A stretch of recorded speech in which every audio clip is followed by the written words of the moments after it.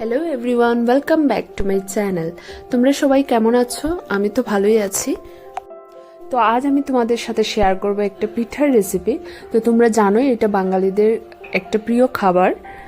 তো আজ বানাতে যাচ্ছি সেদ্ধ পিঠা। তো তোমাদের সাথে ডিটেলসে দেখিয়ে দেব।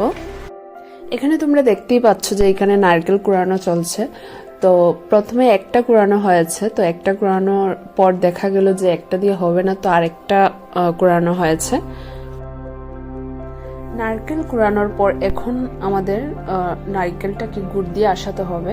তো আসানোর সময় তোমরা নারকেলের মধ্যে তেজপাতা, এলাচি আর তোমরা ইচ্ছে করলে ঘিও দিতে পারো। আর নামানোর আগে কর্পূর দিয়ে দিও। এগুলো দেওয়ার সময় আমি ভিডিও নিতে ভুলে গেছি, তাই তোমাদেরকে বলে দিলাম কি কি দিতে হবে। এমনিতে কিন্তু চালের গুঁড়া পাওয়া যায়, কিন্তু আমি ভাবলাম যে না, ঘরের যেটা চাল আছে ওইটা দিয়ে করি। তো চালগুলো আমি ভালোটিকে ধুয়ে নিলাম। চালগুলো ধোয়ার পর অল্প সময় ওইটাকে ভিজিয়ে রেখে দেবো। তারপর ওইটাকে মিক্সিং দিয়ে ওই চালগুলোকে গ্রাইন্ড করে তারপর ছালনি দিয়ে ওইটাকে আমি ভালোটিকে গুঁড়োটা বের করে নেব চালের গুঁড়ো। তোমরা ইচ্ছে করলে বড় চালনি দিয়ে করতে পারো, কিন্তু আমি ছোট চালনি দিয়েই করে নিয়েছি।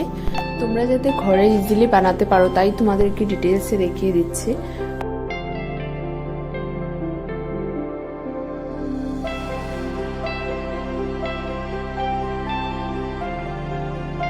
তারপর চালের গুঁড়োর মধ্যে ফুটানো জল দিয়ে আটা যেভাবে ডলতে হয় ঠিক সেইভাবে চালের গুঁড়োটাকেও ডলে নিতে হবে।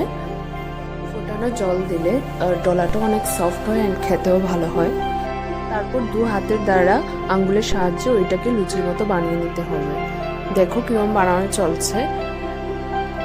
অ্যাকচুয়ালি আমার মা বানাচ্ছে, তো দেখো তোমরা ইজি ওয়েতে বানাতে পারবে, একদম ইজি। তারপর ওইটার মধ্যে নারকেল দিয়ে ভালোটিকে ওইটার মুখটা বন্ধ করে দিতে হবে। তোমরা যদি আরও অন্য ধরনের রেসিপি দেখতে চাও তাহলে প্লিজ তোমরা কমেন্টে জানিয়ে দিও, তাহলে আমি আরও অন্য রেসিপি নিয়ে আসবো। আর প্লিজ এই চ্যানেলটাকে লাইক, সাবস্ক্রাইব অ্যান্ড শেয়ার করে দিও।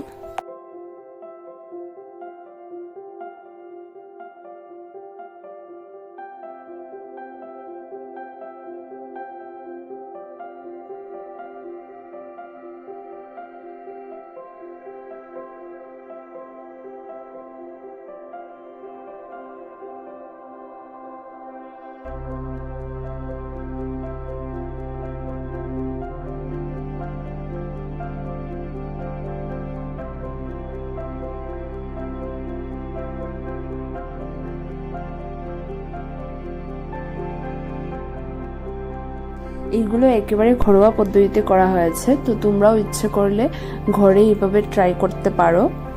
তারপর একটা পাত্রের মধ্যে নিচের পাত্রের মধ্যে জল রেখে আর উপরের মধ্যে ওইটাকে দিয়ে দিলে সেদ্ধ হয়ে যাবে। দেখো আমি কিরকম বানাচ্ছি। 15-20 মিনিট পরে তোমরা দেখতে পারো যে সেদ্ধ হয়ে গেছে নাকি। যদি বুঝো যে আরেকটু সময় রাখতে হবে তাহলে আরেকটু সময় রেখে তোমরা মিডিলে চেক করতে পারো। সেদ্ধ পিঠা গরম গরম খেতে অনেক টেস্টি হয়, তো তোমরা এইভাবে বানিয়ে নিতে পারো ঘরে। তোমাদের যদি এই সেদ্ধ পিঠার রেসিপিটা ভালো লেগে থাকে তাহলে প্লিজ এই চ্যানেলটাকে লাইক, সাবস্ক্রাইব অ্যান্ড শেয়ার করো। আমি আরও ভিডিওস নিয়ে আসবো। Till then, bye by.